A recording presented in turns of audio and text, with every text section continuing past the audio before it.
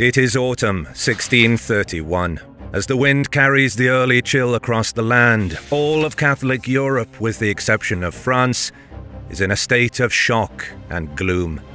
With his devastating victory at Breitenfeld, the Lion of the North and protector of the Protestant cause, Gustavus Adolphus, has established himself as the preeminent military mind on the continent. His opposing commander, Johann Serclas, Count of Tilly, first retreats west and then southward, leading the remnants of his shattered army. Field Marshal Gottfried Heinrich Graf zu Pappenheim commands a separate, bedraggled force to run a veritable guerrilla campaign in Saxony and Westphalia. The Golden King of Sweden now seems to all intents unopposed. After a summit in the town of Hala with allies who are now flocking to his cause, it is decided that he will pursue and destroy the imperial army, while his Saxon allies will move toward Vienna and attempt to capture the very heart of the empire itself. Catholic Bavaria awaits the arrival of the Swedes with terror. But there is a vestige of hope left to the Catholic cause, while Tilly hurriedly sets up defensible redoubts in expectation of the inevitable Swedish advance. Albrecht Wenzel Eusebius von Wallenstein, Duke of Friedland, known as the Ravager of Silesia and Hammer of the Danes, had enjoyed a near-perfect career as the foremost general of the Catholic and Habsburg cause, and he has watched with fascination the wonders performed by the Swedish king. It is now time to bring this talisman back in from the cold. Before Emperor Ferdinand II could even give word that the champion of his cause is to be reappointed, Wallenstein already begins raising troops, massing supplies, and gathering weapons and ammunition. While Gustavus and his precision army of highly trained veterans move like an irresistible force through central and southern Germany, Wallenstein is placing himself in their path as an immovable object to provoke a duel. Germany, the Empire, and all of Europe is set for a showdown of Homeric proportions. The highest cause to bring the highest victory, with both men playing for the highest stakes they can wager, their very souls. This video is brought to you by Warhammer 40,000 Tacticus. It's an exciting turn-based tactical strategy game set in the eternal conflict of Games Workshop's Warhammer 40,000 universe. Tacticus allows you to bring the universe's most powerful warriors to a fast-paced battlefield where you're in full control. The game is quite easy to learn but hard to master, with endless possibilities and strategies that could be made. You can expand your collection and lead over 80 legendary champions from 18 playable factions, with each one of them feeling very unique and filling a specific role. The best thing is that they keep adding more updates and champions to enhance the experience. The best way to support my channel is to try out the game. It's completely free, so hurry up and get it using the link in the description or in the pinned comment, or simply scan the QR code to play Tacticus and put your strategy skill to the test. All players, new and old, can use my special code HistoryMarsh to get a huge free reward for a head start in the game. The Swedish advance brings daily heartache to those hearing of it on the other side. By the close of September, they capture Erfurt and then move immediately to Würzburg, marching from there to take the Marienburg fortress on the 8th of October. Leaving a third of his men at Würzburg, Gustavus proceeds along the main river, and by the latter half of November, Frankfurt am Main is in his hands. As if this was not bad enough, any hope that the Imperials might have that he will call a halt to the march now that winter has set in comes to naught. For in early December, Gustavus crosses the Rhine and takes the Elector seat and supposedly heavily fortified Catholic stronghold of Mainz. There, finally he allows his men some respite and a chance to shelter from the freezing and ever-worsening conditions. The winter respite is short, however, for the Swedes feel they have the wind at their backs, and they must act quickly to keep the momentum in full swing. They march in the new year in late January, with Count Gustav Horn taking Bamberg in a one-day siege on February the 10th. But Tilly has also been busy, and he marches north from Nordlingen to relieve the town the next month. A sharp exchange sees Horn's army dislodged, and Gustavus decides to move in and finish off the opponent he bested at the Breitenfeld. Advancing from mines and collecting reinforcements from Horn's survivors, as well as the commander of his right wing at Breitenfeld, Johannes Banner, the king moves directly toward Tilly. German allies, notably a force from Saxe-Weimar, also add to his host. Tilly, having drawn his force of around 20,000 from southern German garrisons, withdraws back to Ingolstadt on the Danube. His intelligence is that Gustavus has twice as many men than he at his direct command, and so he reinforces the rivers and awaits the arrival of Wallenstein and forces from Maximilian, Duke of Bavaria. With the Swedish incursion into Bavaria, Maximilian's attempts to remain neutral have effectively ended. By the final day of March, Gustavus has taken Nuremberg and then Donauwörth 6 days later, both surrendering Catholic soldiers as well as the town's Protestant burghers, who were apparently welcoming the Swedes' arrival, are massacred at Donauwörth. News of the brutality spreads, and attitudes in Catholic Germany harden against the invaders, as it becomes understood that there is little chance of accommodation. Driving on to Munich, Gustavus and Tilly come face to face once more south of Rhine in mid-April. In a stroke of pure military genius, Gustavus has his artillery under their capable commander, Lennart Torstensson, open fire on Tilly's main position. The heavy bombardment gives the impression to Tilly that the Swedes will attack straight across the river, pinning the Count in place. As smoke engulfs the battlefield, Gustavus adds another layer to his deception, lighting straw fires to create a thick smoke screen for a force of Finns to cross the river unseen some way to the south and establish a bridgehead. Tilly, realizing the enemy is on his side of the river, rushes his forces to contest the crossing. The Imperial forces fight stubbornly to dislodge the invaders, but amidst the thick of the fighting, it turns out that this diversionary crossing was itself a feint, and that Gustavus has sent yet another force of Swedish cavalry across even further south. They emerge from the smoke like wraiths, and the impact of these troopers on Tilly's flanks is conclusive. While trying to rally the men and reorganize his lines, the great Catholic general loses his own life in the fighting. With Tilly gone, Gustavus's feelings of invincibility continue to ascend, and this is helped by the withdrawal of the garrison of Augsburg in the immediate aftermath of the Battle of Rain. There is a setback when the Swedes fail to take Ingolstadt on the 3rd of May. Nevertheless, Gustavus continues toward Munich, taking it on the 17th. However, Maximilian of Bavaria remains in the field, with forces at Ingolstadt and Regensburg. But, more pressingly, Wallenstein has by now put together a force in Bohemia of more than 60,000 men. With official recognition of his resumption of duties and the weather in a summer like Idle, he is ready to enter the fray. He marches north through Bohemia towards Saxony in the high spring of April, and Gustavus makes plans to advance and meet him. On gaining intelligence of Wallenstein's host, however, the Swedish king withdraws and holds up in the city of Nuremberg. By the beginning of July, Wallenstein reduces both Bohemia, including Prague, and Saxony back into imperial control, and he then joins forces with those of Maximilian of Bavaria at Eger.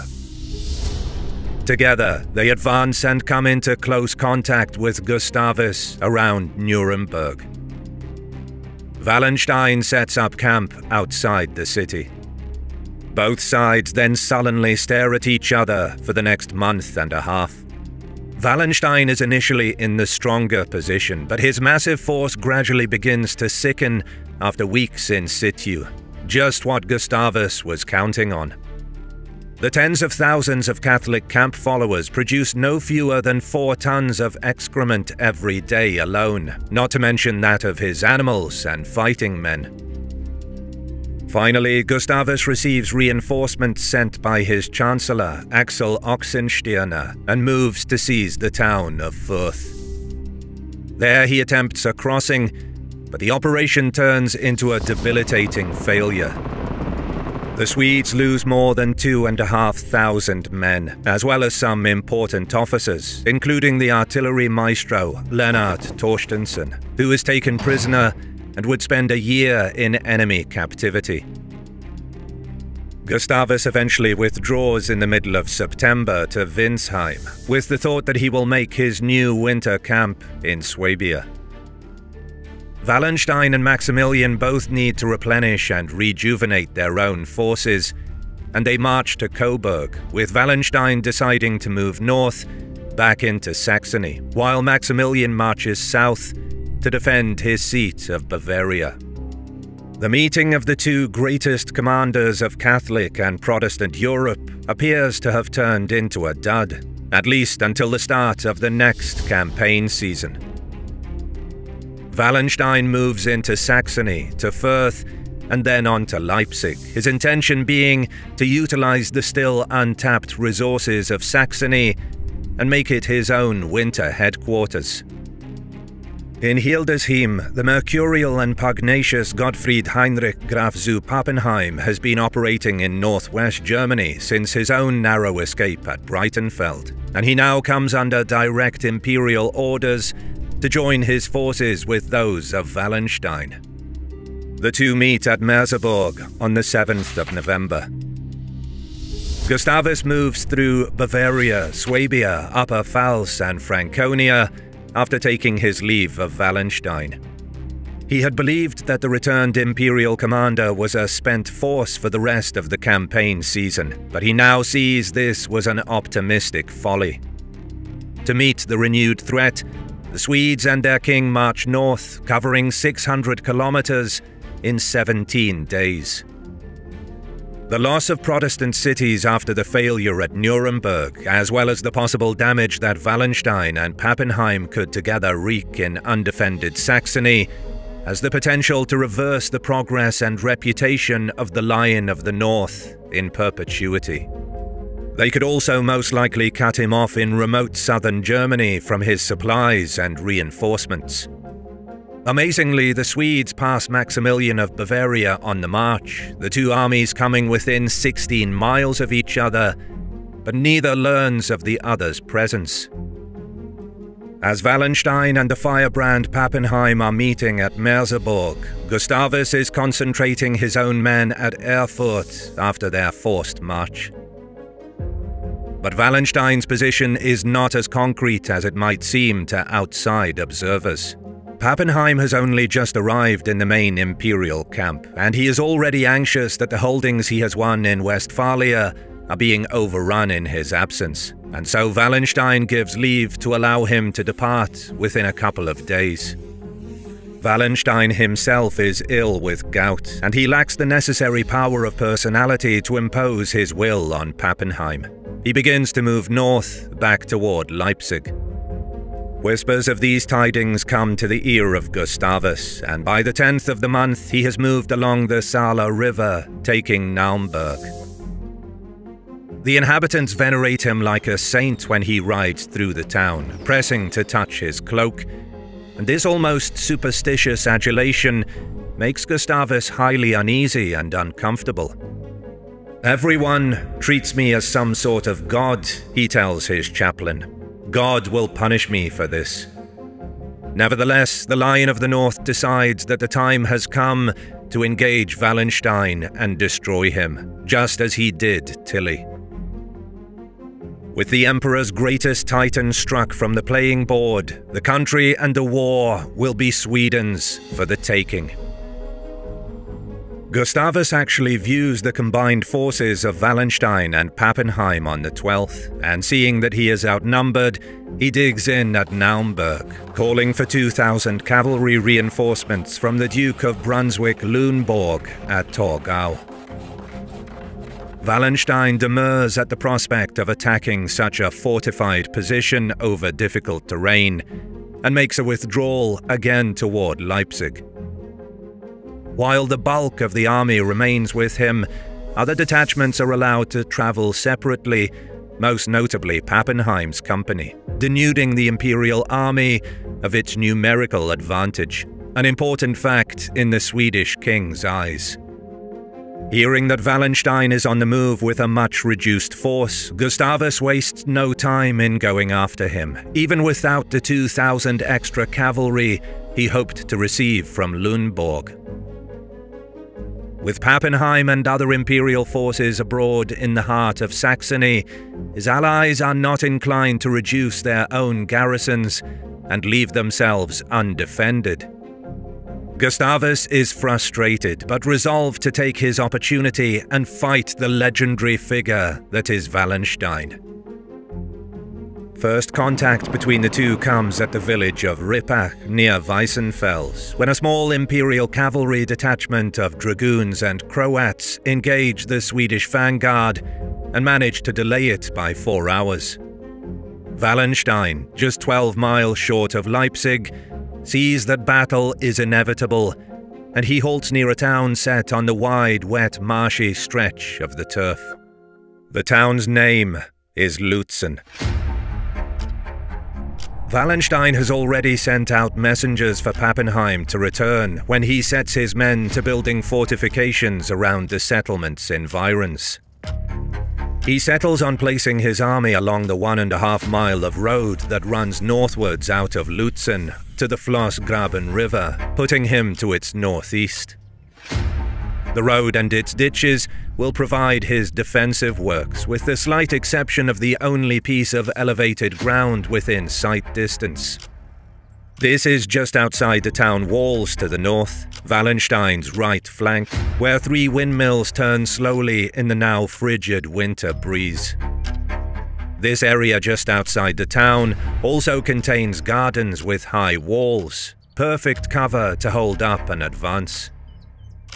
Wallenstein and half of the cavalry force take position behind these on the right, while the other half is placed on the left flank. 400 men of the musketeer force are placed in the town to hold it in the event of an attempted seizure. Another 400 or so musketeers are placed in front of the 2 infantry lines and the 3rd reserve line in the center of the army, behind the ditch on the north side of the road. But Wallenstein lacks men to line the road all the way to where it crosses over the Flossgraben on his extreme left. To cover this chink in his line, he has the 600 Croat dragoons take up arms in the redoubt, and then places camp followers holding flags aloft in the rear, giving the impression that the flank is well protected with frontline troops and reserves. They are told to await the arrival of Pappenheim, still out in the wilderness and traversing parts unknown, and he will relieve them whenever he reaches the battlefield. In all, Wallenstein has just 20 large guns, 13 on the right by the windmills, and another 7 on the left between the end of the infantry line and the dragoons. There are also a pair of smaller batteries attached to the regiments in the center lines. Compared to his forces at the start of the summer campaign, it is a paltry host, and the sickly Wallenstein, looking over his lines through the mist of a freezing morning, can only count around 8,500 infantry, 3,800 cavalry, and his 20 cannon. His musketeers' eyes are red-lined hollows, as they have spent the night before digging and extending the ditches on both sides of the road, deepening them into a killing floor. Colonel Hendrik Hulk, a Danish mercenary whose forces are known for being remarkably brutal, is already regarded as one of the most merciless in history, commands his left wing between the infantry lines and the covering dragoons. They wait now for the arrival of the Swedish war machine that they have bested once, but which has so far seemed invincible in the open field. At around 10 a.m., they come into sight. Both the Swedes and their German allies, dressed in their distinctive regimental colours, giving rise to their yellow, blue, and green regimental names. Wallenstein guessed the king's intentions correctly, and he watches as the Swedes and their German allies swing wide around Lutzen town, cross the stream using improvised bridges, and come face to face with the Imperial army stretched out along the road. The sharp rattle of the marching drums mixes with the dull thud of the rank and file's boots, along with the hooves of the cavalry. It is immediately apparent that Gustavus commands probably twice as many mounted troops as Wallenstein, but coincidentally, he has almost an identical number of large guns, 20 pieces in total. His infantry is also in greater numbers, being fully 13,000 battle-forged veterans, more than 1.5 times the number of men watching them from across the Lutzen-Leipzig road. The Swedes and Germans briefly emerge like phantasms in the rolling fog. The Imperial musketeers along the ditch try to blow the cold from their fingers so that they will be ready when the time comes to pull the trigger. With a sharp right turn, the precision-drilled Swedish regiments move from marching to battle order, and their king takes up the position on their right wing. They are in 2 lines, with spaces left between units so that those at the front can easily withdraw and regroup in the event of hard fighting, without the whole front line breaking off from the attack. 4 infantry brigades take the center of the front and second line of the Swedish army, with a reserve detachment behind each, and then cavalry and musketeer units intersperse one after the other on the flanks on the front line. The cavalry units in the second line form up without musketeer support. The main Swedish artillery battery seems to have been placed just to the left of the center, but each company and detachment also had their own smaller and mobile field pieces allocated to their own positions. The Imperials have also adopted this tactic since coming into contact with the Swedish war machine, but their allocation of smaller bore pieces is fewer than that of the king. Wallenstein's men probably have about 40 guns in total, while the Swedes are fielding close to 60. The Scottish servicemen fighting with the Swedes under their captain, Alexander Leslie, are placed in the front line Green Brigade under Duke Bernard, next to the 1st Cavalry Squadron on the left wing. In the gloom of the autumn morning, the Swedes and their allies had taken part in their Protestant service and then taken breakfast. Their king had addressed them, calling on them to stand with him in this most sacred conflict for their liberty and not to flinch in the face of the enemy. If they did, he warned, their bones would never enter Sweden again. Wallenstein, in contrast, gave no speeches after his companies heard mass and ate their rations. He stood like a statue, his bearing being the only reminder that his men needed to fulfill their duty and fear punishment in the event they let him down. For an hour after the Swedish king's arrival, the 2 sides observe each other, for the lingering mist renders any kind of advance in force an impractical and overly risky proposition. Gustavus orders a few small cannon rounds to be fired around 10 a.m., but Wallenstein's reply is late in coming. But when it does, as the mist finally clears, his guns are clearly larger than the Swedish bores used so far, and they make a tremendous noise and take the first casualties of the day. Ominously, Gustavus's horse is spooked by the sound, and he needs to swap it for a mount that is not affected by the noise of battle. This does not bode well, the king says as he dismounts. The battle may be rather difficult. He orders 3 cavalry squadrons from the second line to move up to join him in the first. Clearly, Wallenstein's subterfuge on his left wing is working, and the Imperial numbers there look far greater than they actually are.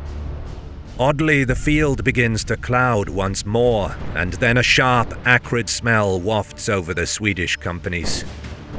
Wallenstein has set fire to Lutzen. Ordering the townspeople into the dungeons of the castle and then posting his 400 musketeers behind its walls, he has decided that the several hundred dwellings outside are indefensible. The battle will be fought with the ever-rising inferno in the background. Flames shoot from chimneys, thatched roofs send sparks and glowing embers into the faces of the Protestants. Undeterred and steadfast, Gustavus orders the advance at 11 o'clock, his trumpeter playing Psalms 46 and 67. Gott mit uns, his men cry as they take up their weapons and prepare to march forward into the wall of death, their fate a lottery to be decided by the Almighty.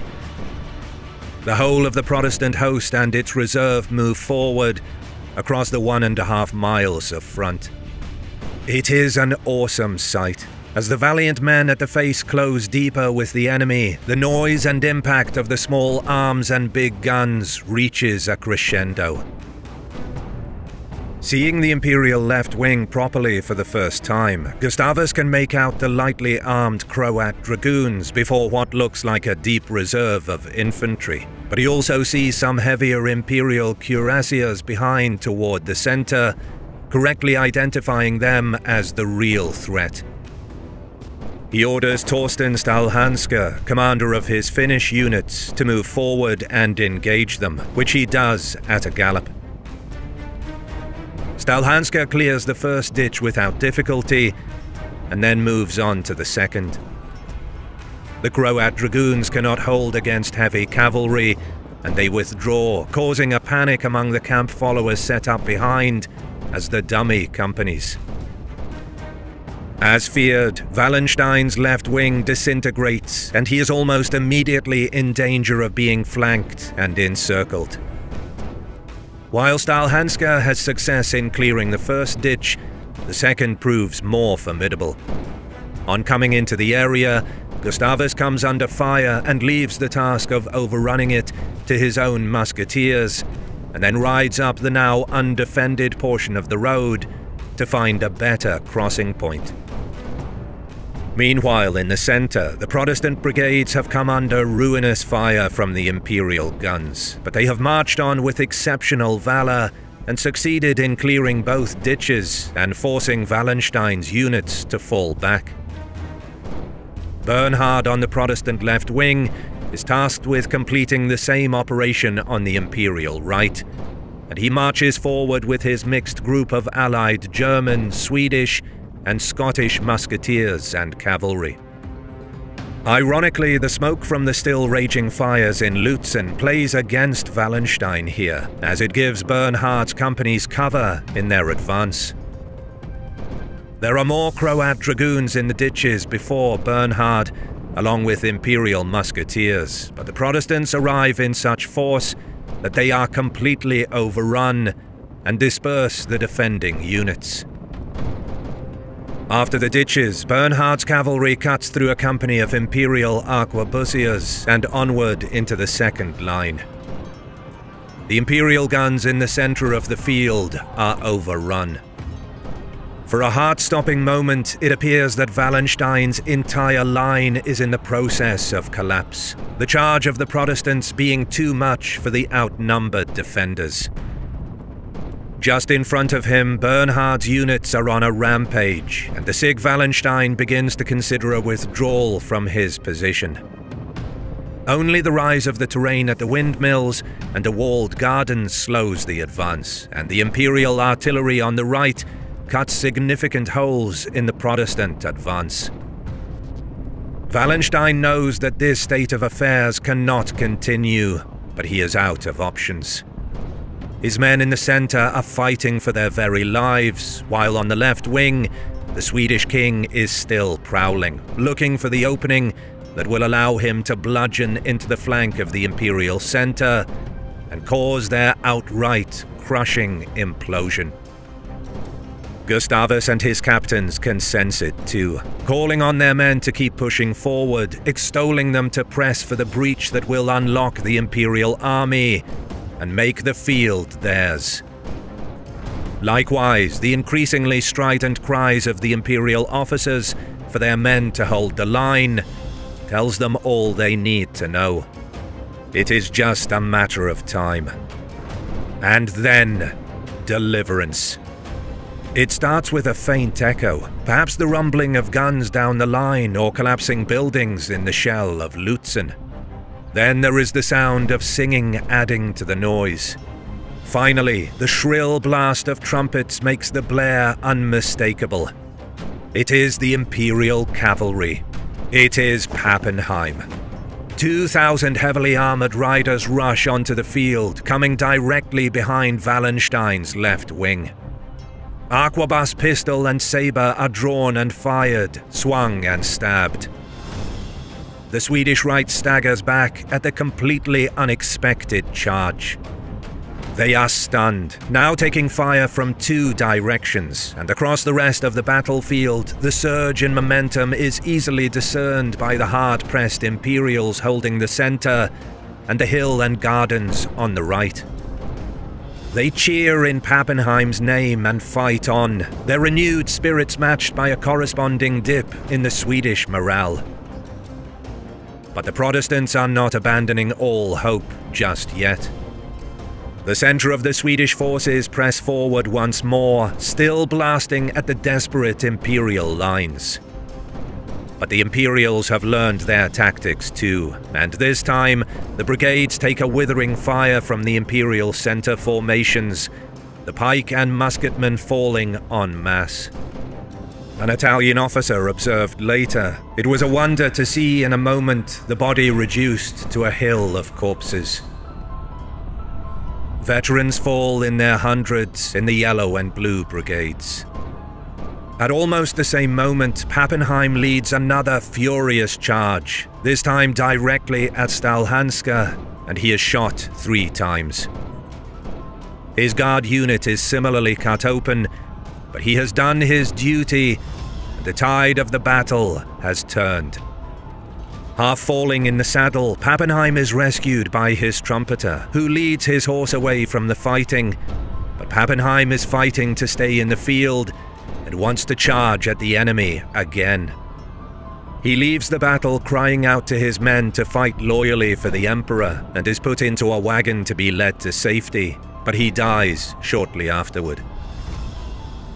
The fog of smoke on the battlefield thickened with this sudden outburst of firing, and the Swedish king knows that if he is to win this contest, he must wrench the impetus back from Wallenstein's side and make a demonstration. Having found a place to cross the ditch, he leads his men over in single file, and they branch out to make the attack. There are still units in reserve on the way, but Gustavus senses that he must act without delay if his army is to prevail. They spread into charging formation, riding toward a unit of Imperials. Then, a single shot rings out. The king gasps in pain. His arm has been shot through and completely distended. Grimacing at the throbbing ache and the blood running into his glove, a group of 7 bodyguards hustles him away from the action. But as they lead him back to the ditch, his main unit is charged by Imperial cavalry and rushes in another direction. Gustavus is almost completely defenseless when a company of cuirassiers emerge out of the smoke and immediately recognize him. One of them shoots him point blank in the back, only for one of the bodyguards to point a pistol under the man's breastplate and shoot him in turn. A quick firefight erupts between the 2 groups, and Gustavus's remaining attendants are forced to flee.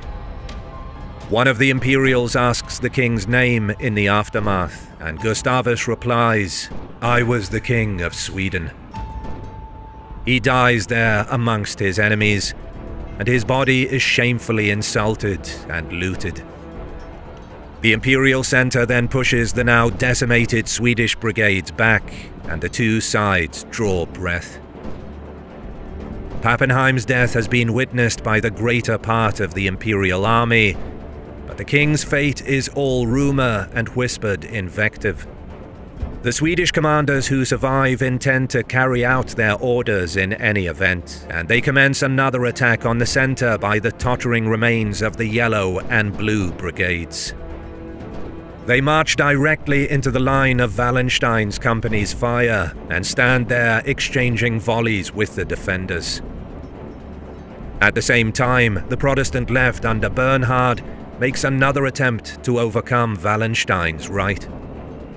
The Imperials are hard-pressed once more, but mercifully for them, the death of Gustavus has taken any vigor out of the Swedish right wing, and Holk in the Imperial center can just about weather the storm before pushing back the remnants of the Yellow and Blue brigades. Bernhard too is repulsed once more by the Imperial positions on the outskirts of Lutzen, but he does not give up. One more charge in the mid-afternoon, and he achieves the breakthrough that his king had so vainly hoped for in the morning. By now, Wallenstein, ailing with exhaustion and alarmed at his thousands of losses, gives the order for a withdrawal. While the preparations are being made, Pappenheim's infantry belatedly arrives, but their request to join the fighting is turned down, and they are instead tasked with providing a rear guard for the drained and enervated companies that have been holding the line all day. Ironically, with the smoke and the fading winter light, the surviving Swedish commanders too have been considering ceding the battleground, only to learn that Wallenstein has already vacated the field. They are spent from the hellish fighting, and the thought of pursuit through the Imperial rear guard is a diabolical notion. Instead, their energies are channeled into locating the body of their fallen king. Victory is theirs, but it is a hollow and despondent prize. The aftermath of Lutzen is every bit as shocking and grief-stricken as that of Breitenfeld. The Swedes have lost 6,000 men, a third of their force, as well as the king that had been called a new Augustus. Yet they claim victory, for the cursed ground of Lutzen was theirs at the close of day, and they have captured Wallenstein's guns. Furthermore, Wallenstein does not stop his withdrawal at Leipzig as planned. He has lost 5,000 men himself, as well as Pappenheim, and attempting to hold the city is an untenable proposition. He continues into Bohemia, harassed by Saxon insurgents, in order to rebuild and fight on, as he always does. Sweden is plunged into mourning and trepidation when the loss of their king becomes known. This uncertainty and fear is compounded by the heavy number of deaths and the fact that the king's only heir is his 6-year-old daughter, Christina. The real government becomes the kingdom's Privy Council, headed by Chancellor Oxenstierna. On reviewing his options, it is his decision that Sweden has no choice but to continue the war and collect its payments from Richelieu's France. The slaughter of Lutzen thus becomes the end to an era of glorious uncertainty, but also the beginning of a period of much more fantastic danger and suffering. The fate of nations and their long-suffering peoples teeter on a vicious precipice.